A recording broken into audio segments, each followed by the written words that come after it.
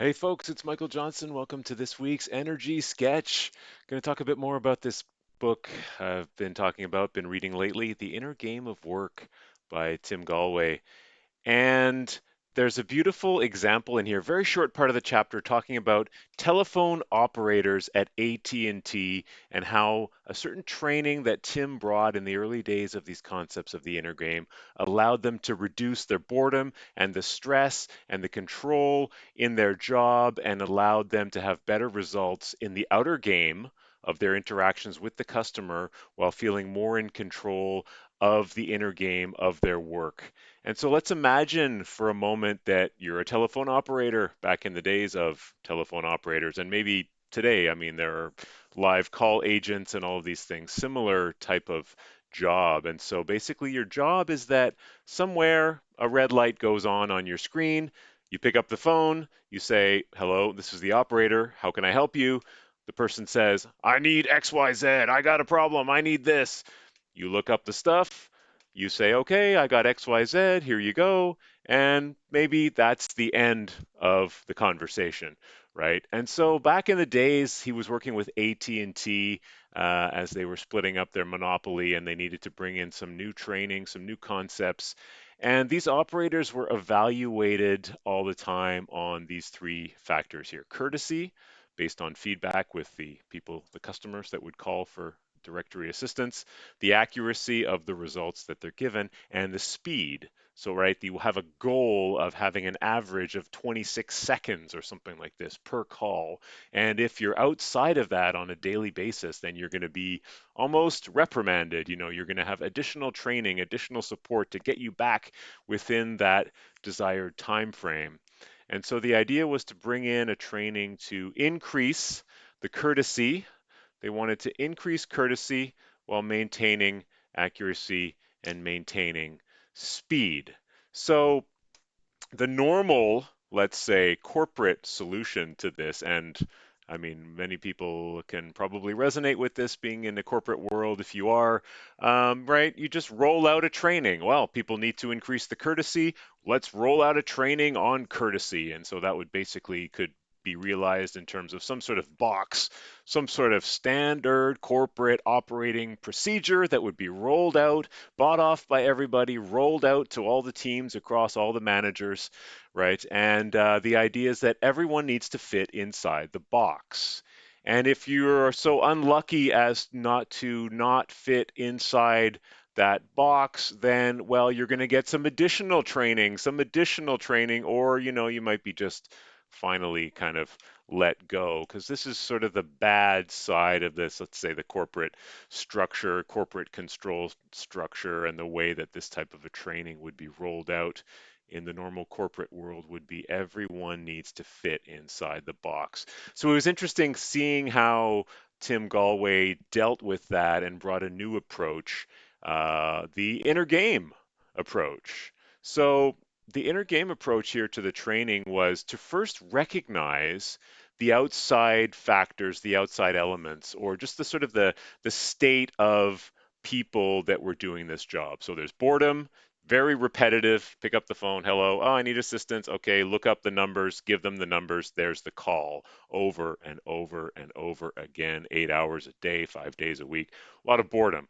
And then there's the element of the being measured always, having these metrics. Every day you get to see your metrics, and it's like, oh man, am I within the time? Like, the stress of meeting those metrics every day can be significant.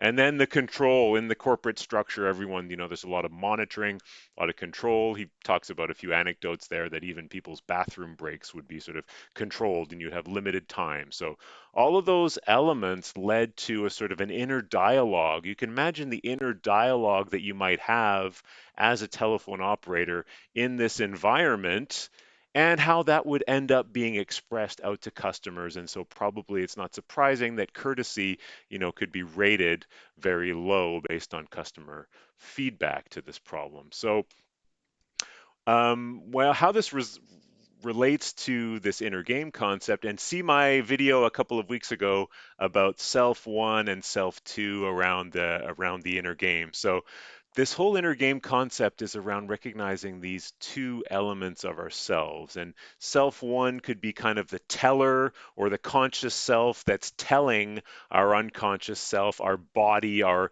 sort of intuitive self. Our self two is this kind of intuitive self.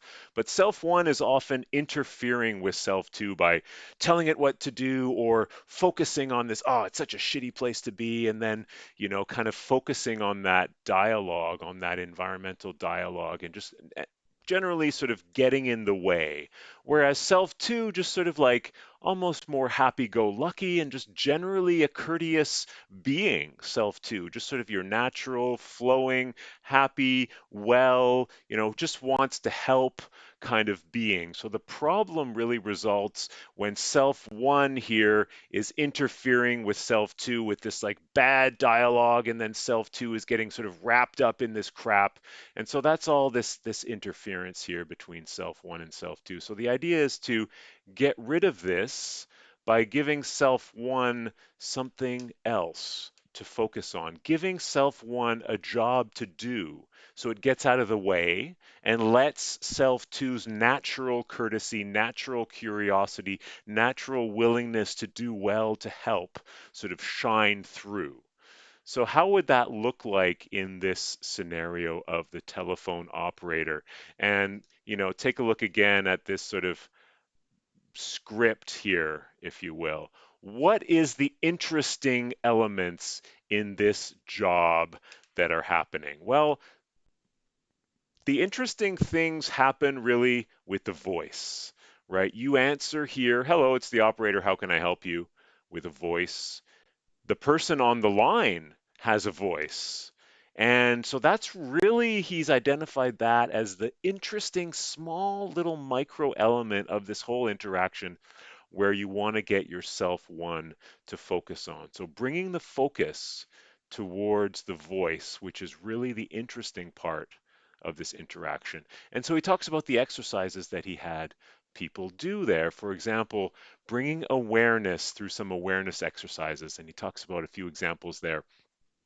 And one of them is to listen very, very intensely to the tone of voice of the person on the other line, and listening and rating that tone of voice on a scale of 1 to 10 on various metrics like warmth, curiosity, interestingness, various metrics. So rating the other person's voice on a scale of 1 to 10, that gives self one, your sort of conscious self, a job to do, a place to focus. So it gets out of the way of self two and stops interfering. And it's related to another concept that he talks about in his other book about tennis, where you give self one a job to do by focusing on the ball as it hits the racket and trying to assess whether it was rising, whether it was flat, or whether it was descending. These micro details as part of a global sort of movement is the way to get self one kind of out of the way and giving it a job to do. And it's a very important job, right? Understanding and connecting with that person, really focusing and listening intensely to the person on the other end of the line. And then the other part is that your voice is also an interesting part of this interaction. So he brought additional acting and voiceover sort of exercises where people could play with their voices, how they responded, how they answered, and then still focusing intensely on the other person's voice and understanding how your voice has an impact on their voice, and getting really into the details of that interaction and noticing that you have much more control over that interaction than you ever thought that you might have. And he talks about how these operators had fun with this and actually noticed that it was also extremely valuable for them in their families and their friendships, right? Focusing, listening intently to the other person, playing with your voice, seeing how it resonates, having fun with that, playing with it, giving this element of fun and play and curiosity into what could otherwise be an extremely boring,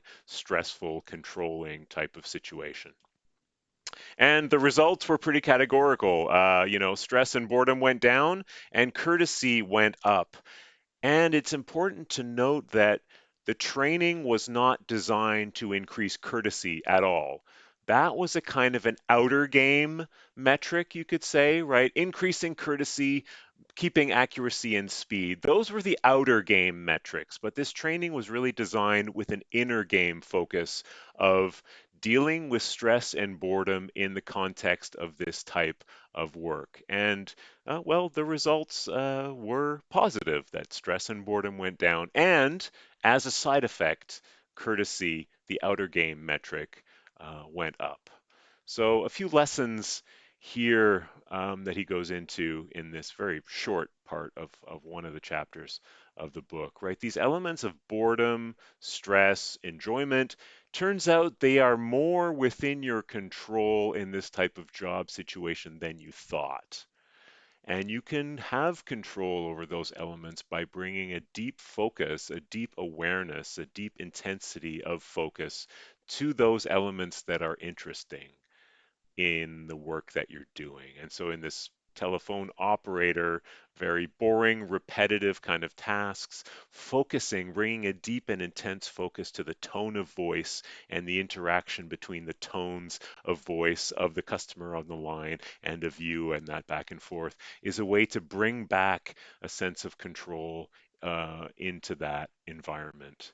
And he also talks about how the training was voluntary for all of those operators, and it was not designed to have any impact on the scores on the outer game metrics. It was a voluntary training to support operators in managing their boredom and their stress. And the result was when it's voluntary, then that gives them, that gives those employees even more of a sense of control that, okay, I'm choosing, I'm in, I'm going to take that training. So they have even more sense of control over their destiny in a sense, as opposed to the normal corporate training. You will show up at 10 a.m., you will be in your desk, is kind of the normal, let's say, corporate type of rollout of those trainings. So making it voluntary and not in any way focused on the metrics, but focused on the well-being of the employees was very key. And that left even less room for those employees to have resistance to trying out those things because they were fully in control of their participation. So, folks, a few lessons and nice, interesting concepts from the book by Tim Galway, The Inner Game of Work. Really enjoyed it. Also, see my other videos on the inner game of tennis and the other one a couple weeks ago on this idea of focus. Thanks so much for tuning in today, folks. Michael Johnson with the Energy Sketch going live, premiering next week, Monday, 12 p.m. youtube.com/at energy sketch. Thanks so much for tuning in. Love to hear from you in the comments. What are those elements of boredom or stress or control in your workplace? And what are some of those interesting little micro elements in your day to day where you could really bring an intense and deep focus and give yourself your conscious self, sort of something to focus on while you let your natural self to take off and have fun and pleasure and enjoyment in that situation. Love to hear from you in the comments. See you later. Toodaloo.